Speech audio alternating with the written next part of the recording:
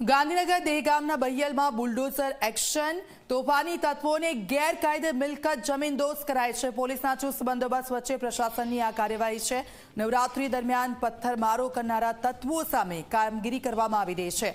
માર્ગ મકાન પંચાયત સહિતના વિભાગોના અધિકારીઓ ત્યાં હાજર છે। ડિમોલિશન માટે 15 જેટલા જેસીબી કામે લાગ્યા છે। મહત્વનું છે કે ગાંધીનગરના દેગામમાં આવેલા બહિયલ ગામમાં ગેરકાયદે મિલકત પર દાદાનું બુલડોઝર ફરી વળ્યું।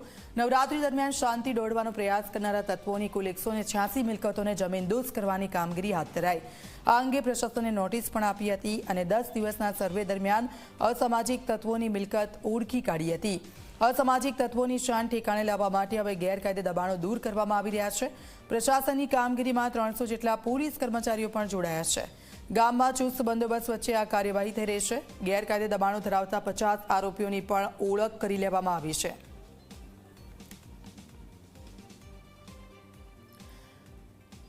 તો ગાંધીનગરના બહિયલમાં નવરાત્રી દરમિયાન જે શાંતિ દોડવાનો અસામાજિક તત્વોએ પ્રયત્ન કર્યો હતો અને ત્યાર પછી આ કાર્યવાહી કરવામાં આવી છે। 10 દિવસની અંદર જે ગેરકાયદેસર મિલકતો છે તેનો સર્વે કરવામાં આવ્યો હતો અને આ એક સીધો મેસેજ આપી દેવામાં આવ્યો છે કે કોઈ પણ વ્યક્તિ ગુજરાતની શાંતિ દોડવાનો પ્રયત્ન કરશે તેના હાલ આવા થશે અને કાયદામાં રહેશો તો ફાયદામાં રહેશો એ સૂત્ર એ તમામ અસામાજિક તત્વો કોઈ પણ પ્રકારની કામગીરી કરતા પહેલા યાદ રાખે। આ સૂત્ર કે જેને કાનમાં ગૂંજવું જોઈએ કે જો અમે કોઈ પણ પ્રકારની અસામાજિક તત્વો કોઈ પણ પ્રકારે ગેરપ્રવૃત્તિઓ કરશે તો તેમના હાલ આવા થશે।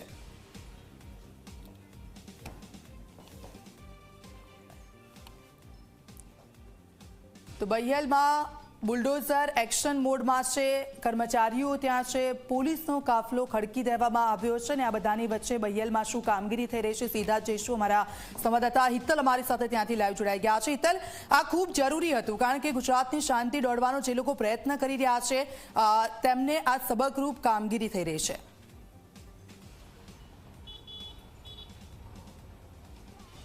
જી ચોક્કસ એવું કહી શકાય કે દાદાનું બુલડોઝર એક્શનમાં છે અને ગૃહમંત્રી જે કહે છે કાયદામાં રહેશો તો ફાયદામાં રહેશો એ દ્રશ્યો અત્યારે બહિયલ ગામમાં જોવા મળે છે। જે પ્રકારની કાર્યવાહી બહિયલ ગામમાં ચાલી રહી છે એના સીધા દ્રશ્યો જોઈ શકો છો કે મોટા ભાગની મિલકતો જે 186 મિલકતો આઈડેન્ટિફાઈડ કરવામાં આવી હતી સર્વે પછી એમાંથી મોટા ભાગની મિલકતો જે છે એ તોડી પાડવામાં આવી છે।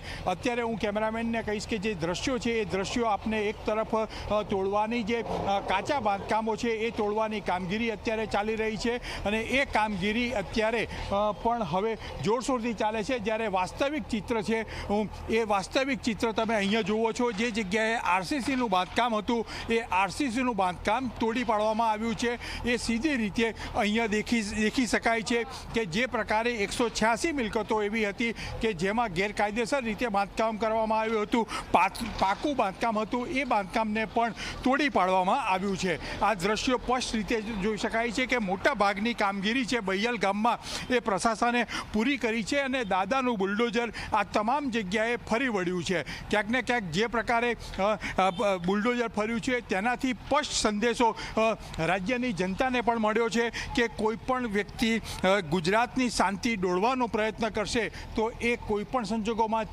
ચલાવી લેવામાં નહીં આવે અને તેના જે સ્થિતિ છે એ બહિયલ ગામ જેવી સ્થિતિ થશે એ પ્રકારનો રાજ્ય સરકારે પણ સ્પષ્ટ સંદેશો આપવાનો પ્રયત્ન કર્યો છે। જી બિલકુલ આભાર હિતલ, આપની પાસેથી અપડેટ્સ લેતા રહીશું। તો આપ જુઓ જે કામગીરી કરવામાં આવી રહી છે બહિયલ ગામમાં બુલડોઝર ફેરવી દેવામાં આવ્યું છે। લગભગ મોટા ભાગની કામગીરી ત્યાં થઈ ગઈ છે અને પોલીસનો ચુસ્ત બંદોબસ્ત ત્યાં ગોઠવી દેવામાં આવ્યો હતો।